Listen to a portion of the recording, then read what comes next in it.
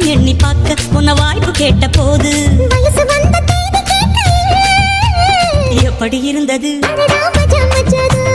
எப்படி இருந்தது அடடா மஜா மஜாதா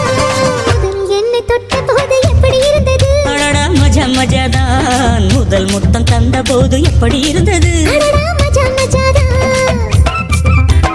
Number 1 digital mixer.